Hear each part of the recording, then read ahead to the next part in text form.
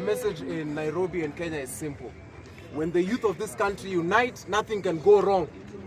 Sisi kama vijana ndio tulisema tutatimua Secretary General wa ODM. Hata itapita miezi mitatu, tulitimua ama hatukutimua? Tulitimua. Sasa sisi kama vijana tumepeana direction. Tumesema kwamba hatuko undecided anymore.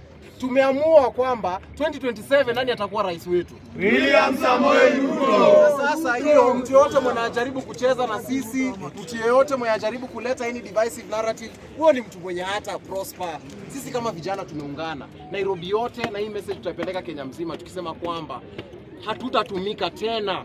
Never again will the youth of Kenya be used. Wewe kama unataka kupeleka vijana maandamano, compensate sisi wenye tumeuliwa kwanza.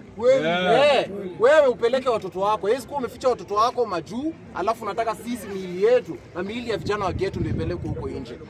Sisi tukimalizia pia tunasema mambo ya police brutality. Haiwezi kuwa vijana wamejitolea, vijana ndio wameshikilia serikali, vijana ndio wamekisha kuna peace, na hawa vijana mazee wanafuatwa kila saa. Yaani kijana huwezi hata tembea, huwezi weka dread yako, huwezi hata kuwa na kitu yako kidogo bila sunset kujaribu kunini. Serikali vile sisi tumeamua tutashikilia serikali, tunasema serikali pia ishikilie vijana.